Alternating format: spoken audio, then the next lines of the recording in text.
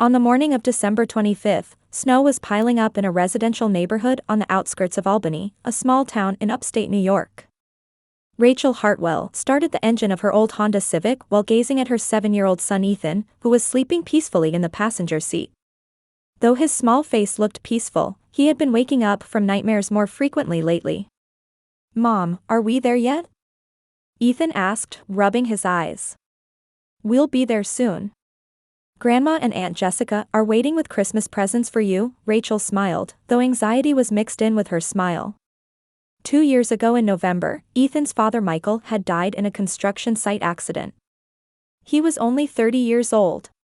Since then, Rachel had been living with her son in a small apartment, working at the local library during the day and doing office work online at night to make ends meet.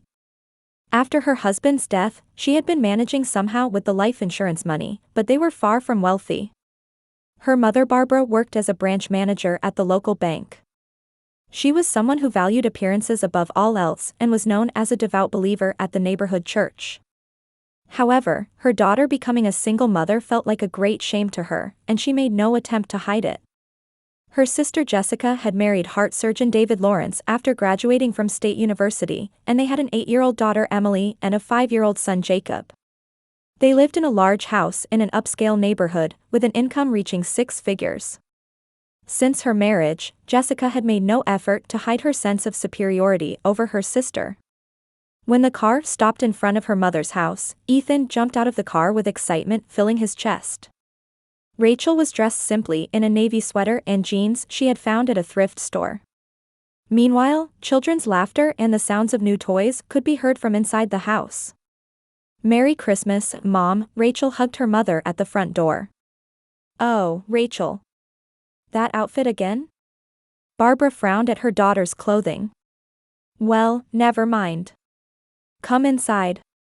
In the living room, a large Christmas tree was decorated, and colorful presents were piled underneath it. Jessica's children, Emily and Jacob, were already playing with new iPads. Jessica was sitting on the sofa wearing an expensive brand red dress, holding a champagne glass. "It's been so long." Jessica stood up and gave her a light kiss on the cheek. "Ethan's gotten so big. But it's such a shame he doesn't have a father." Ethan's expression clouded over. Rachel placed her hand on her son's shoulder. "Ethan, go play with Emily and Jacob." However, memories from last year's Thanksgiving came flooding back vividly. That day, at the family dinner, her mother had repeatedly said, "Children without fathers are really pitiful," and Jessica had meaningfully said, "Real families are important, aren't they?" From that night on, Ethan had started crying at night and couldn't concentrate at school. Even his teacher had started calling with concerns. "This year is going to be a special Christmas," Barbara said. "Jessica has brought us wonderful news. David is going to open a new clinic," Jessica said proudly. "Starting next year, our income will double. We've also decided to put Emily in private school." Rachel listened silently. She wasn't given the opportunity to talk about her own life. Actually, her job at the library was fulfilling, and her evening office work was going well, but no one bothered to ask about such things. "Now, everyone sit down. Let's start exchanging presents," Barbara clapped her hands to gather the family. Sitting on the living room sofa, Rachel observed the family's arrangement. Jessica sat next to her husband David, and their 2 children were spreading toys at their feet. Ethan sat alone at the end of the sofa, folding his small hands on his lap. "This is going to be another wonderful Christmas," Barbara smiled with satisfaction. "Especially Jessica's family looks so happy, it warms my heart just watching them." David, with the calm demeanor of a doctor, placed his hand on his wife's shoulder. "We're grateful to be able to spend time together as a family, Barbara." "Well then, let's distribute the presents," Jessica stood up. "Emily, Jacob, Grandma has special presents for you." The first presents distributed were for Jessica's children. Emily received the latest American Girl doll set, and Jacob was given an expensive electric fire truck. Both children cheered and tore open the wrapping paper, immediately becoming absorbed in their new toys. "Next is Jessica and David," Barbara handed over a large box. What came out was a luxury brand dinner set. Mom, this is Royal Copenhagen. Jessica exclaimed in surprise. Such an expensive gift, thank you. It's a dinner set worthy of your new home, Barbara said proudly. Successful families need things that match their status. Rachel sat quietly. The meaning of her mother's words was clear. Her mother was clearly distinguishing between successful families and those that weren't. Now, I have presents for Rachel and Ethan too. Barbara's voice had lost the warmth it had just moments before. What was handed to Ethan was a small box wrapped in obviously cheap wrapping paper. Inside was a used puzzle. It was immediately apparent that several pieces were missing. Thank you, Grandma, Ethan said in a small voice, but confusion showed in his eyes. Rachel's present was an inexpensive candle set like those sold at discount stores. It was worlds apart from Jessica's luxury dinnerware. Oh, it smells nice, Rachel said, trying to sound cheerful. Thank you. Practical things are best for single mothers, Barbara said coldly. You don't need luxurious items. Jessica laughed while drinking champagne. My sister is used to simple living. Our situations are different.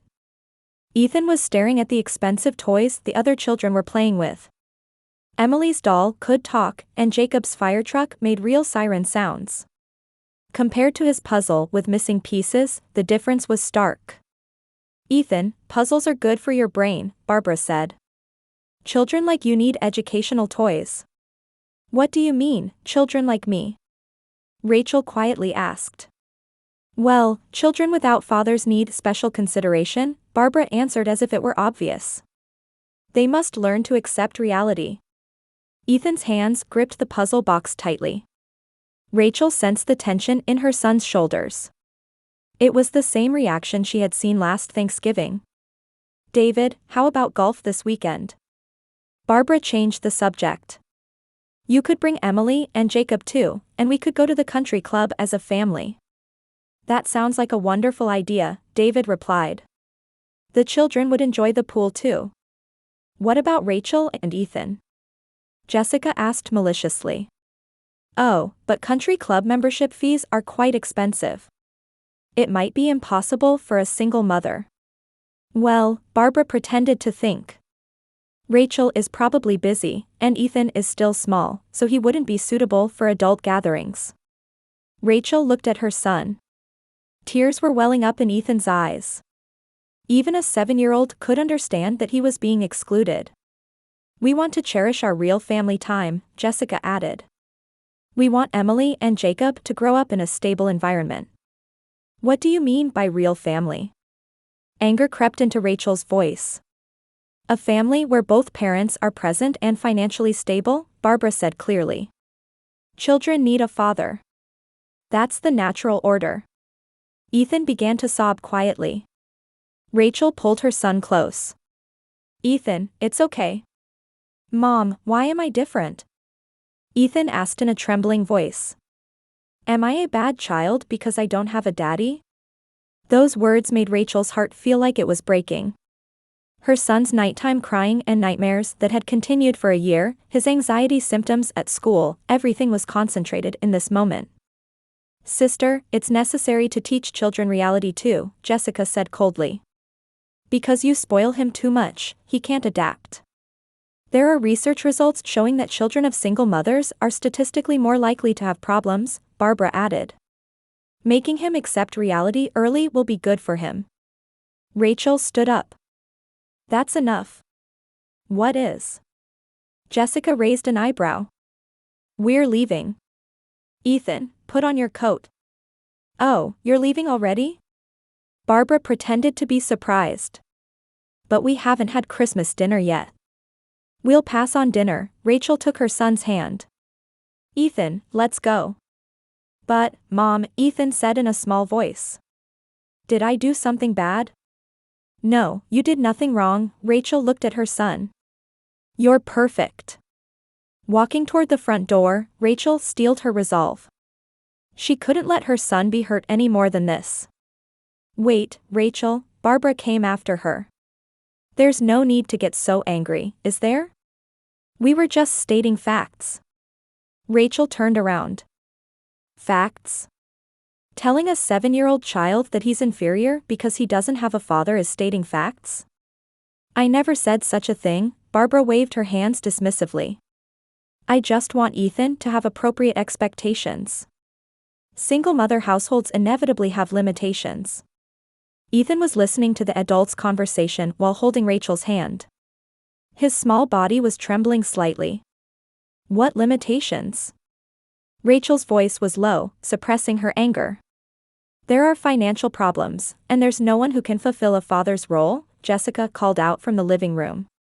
I don't want Emily and Jacob to worry about such things. Rachel took a deep breath. I understand.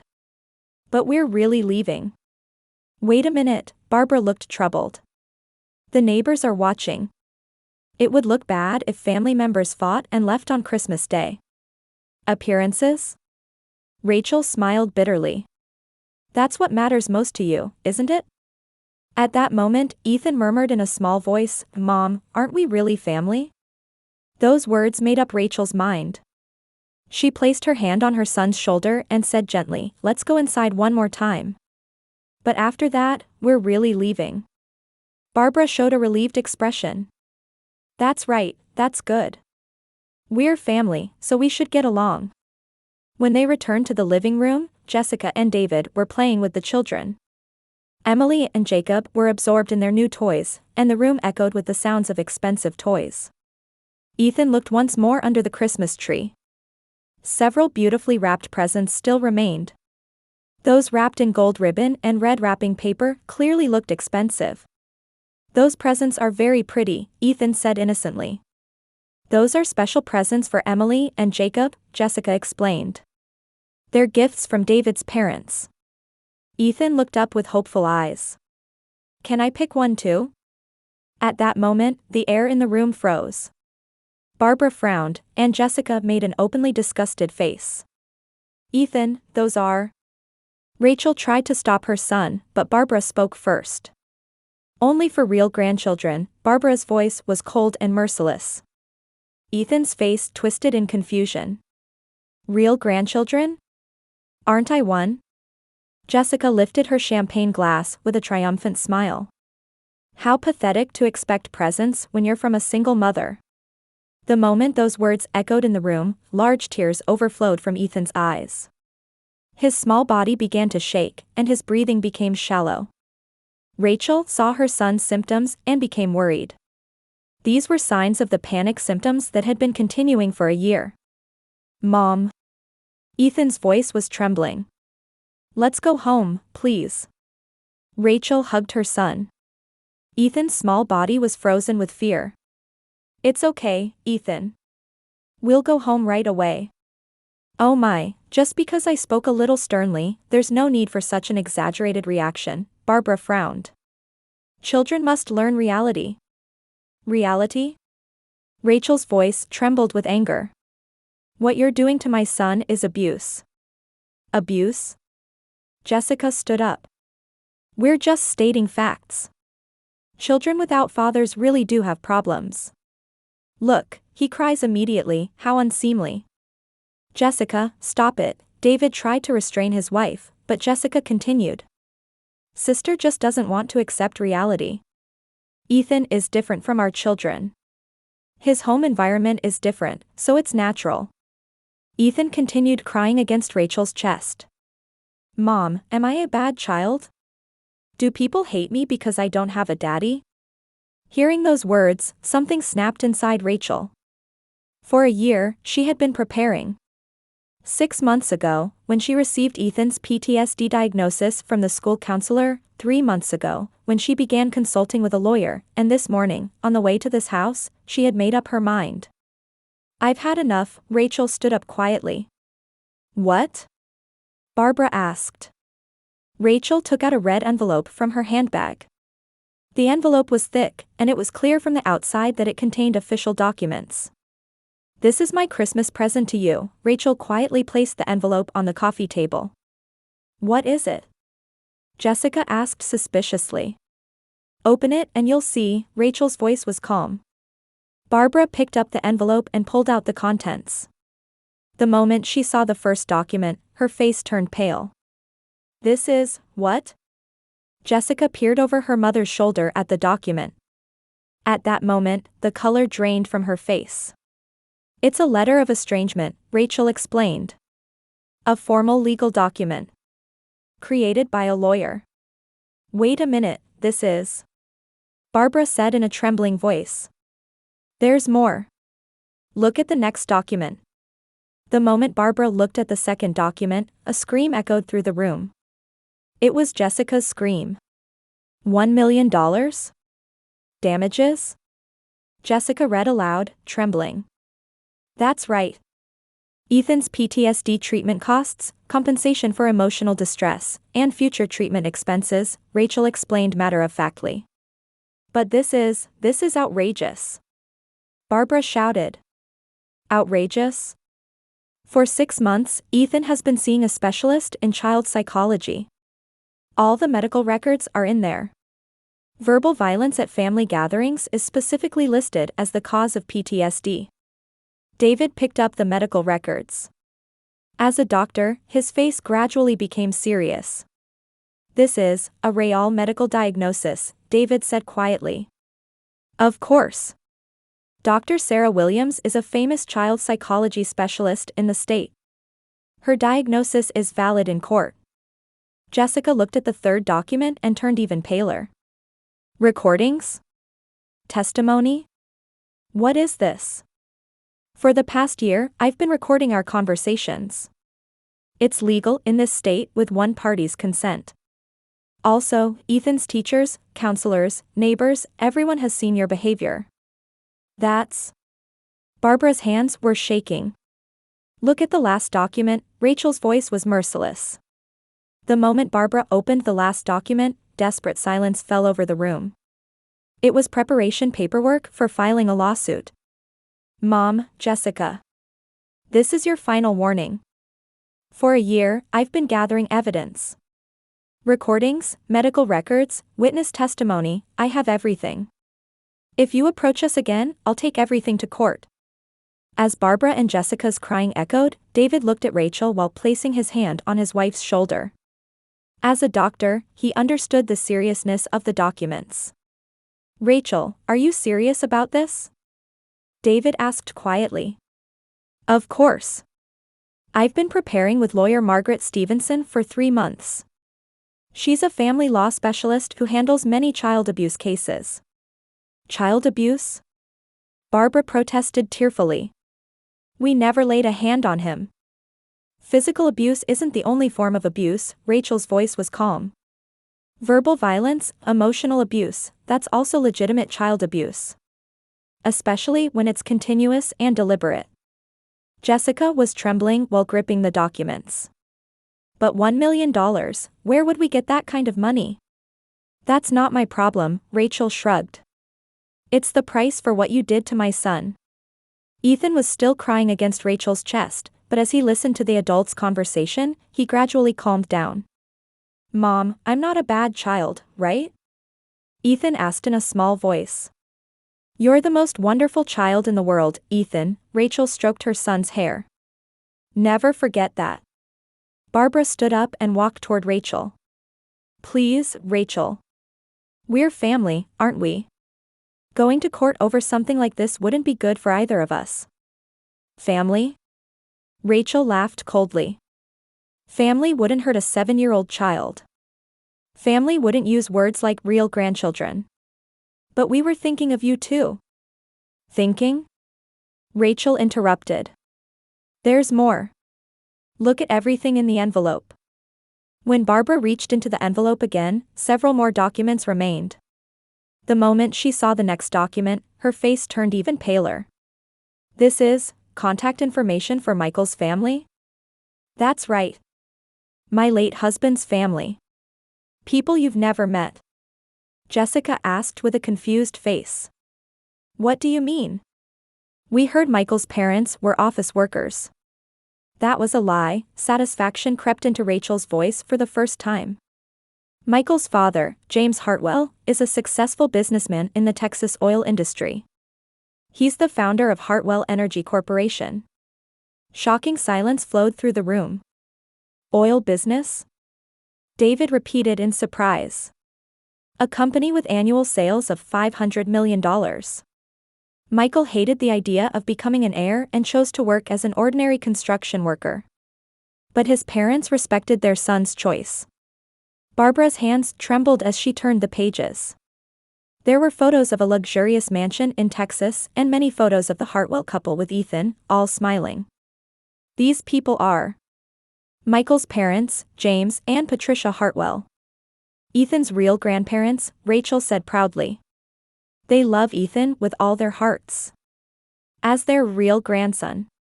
Jessica was stunned looking at the photos.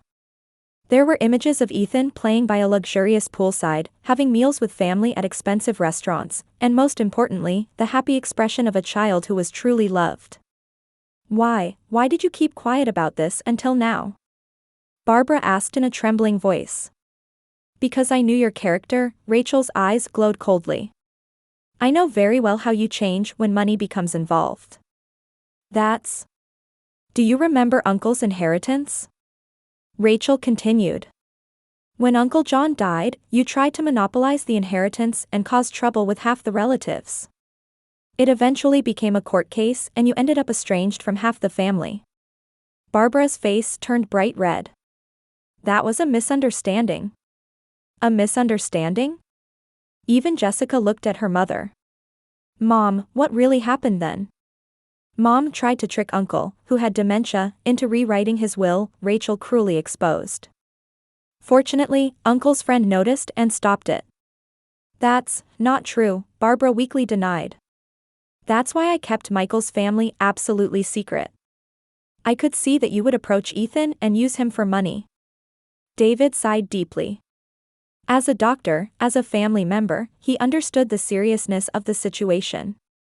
Rachel, I think Jessica and Mother's behavior was certainly wrong. But is it necessary to go to court? It is necessary, David. Rachel turned around. Ethan's PTSD is serious. Night crying, nightmares, anxiety attacks at school. It all started from last year's Thanksgiving. From the documents, even more detailed medical records emerged. Dr. Williams' detailed diagnosis clearly recorded the progression of Ethan's symptoms and the events that caused them. The patient showed acute stress reaction due to verbal attacks received at a family gathering a year ago, which subsequently developed into PTSD, David read from the diagnosis. In particular, continuous discriminatory remarks based on the absence of a father have caused serious damage to the patient's self-esteem. Jessica collapsed into a chair. I had no idea we were hurting Ethan so much. Not knowing doesn't excuse it, Rachel's voice was merciless. Especially today's comment about only for real grandchildren, it's all been recorded. Barbara opened the last document with trembling hands. It was an official letter from Hartwell Energy Corporation. This is, what? A notice of the establishment of Ethan's education fund, Rachel explained. James and Patricia have established a $10 million education fund for their grandson. Everything from Harvard tuition to future startup capital is covered. Everyone in the room gasped. $10 million? Jessica whispered. That's right. Ethan will never have to worry about money in the future. And he has a real family who loves him, Rachel smiled with satisfaction. A new home in Texas is ready too. We're moving there next month. Moving? Barbara stood up. Wait a minute, that means... Yes. This is the end. We will never see you again, Rachel's voice rang like a final judgment. But the damage claim.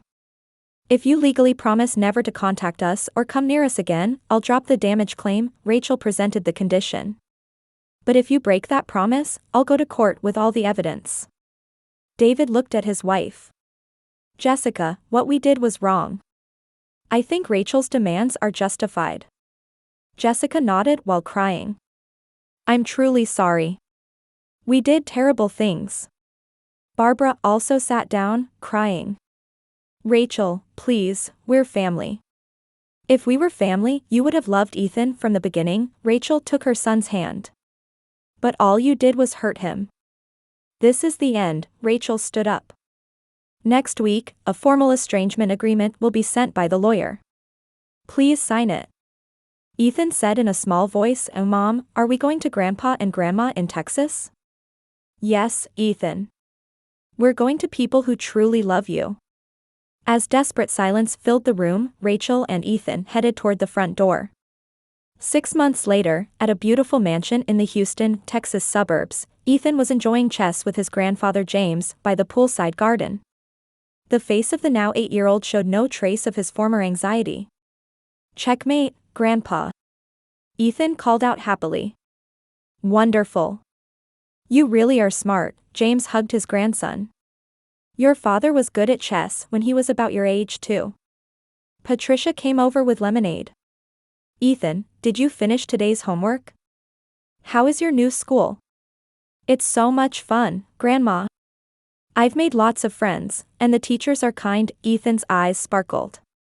"Tomorrow, I have a presentation in class. I'm going to talk about Daddy." Rachel came out of the kitchen. Her expression was incomparably more peaceful than before. "Ethan, it's almost time for your session with Dr. Williams." "Okay, Mom." Ethan stood up obediently.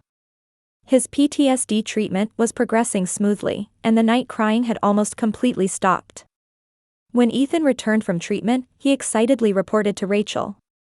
"Mom, Dr. Williams said I'm almost completely better." "Really? That's wonderful." Rachel hugged her son. At dinner time, warm family conversation echoed in the dining room. Patricia asked Ethan, "What would you like for your birthday next month?" "I don't need anything special. Just being with everyone is enough." Ethan's answer made the adults smile. Meanwhile, in Albany, New York, Barbara and Jessica's lives had completely changed. After Sunday service at church, Barbara was being avoided by other believers. The matter of Rachel and Ethan had quickly become the talk of the town. "That woman hurt her grandson and was estranged from him. I heard she bullied her single mother daughter. Hiding the fact that there was a wealthy family. What a terrible story." Jessica's situation was also serious.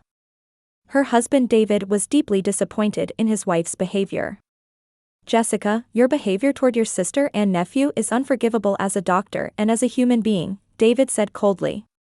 "Hurting a child is the act I despise most." "But David, I didn't mean to." "Even if you didn't mean to, the result is the same.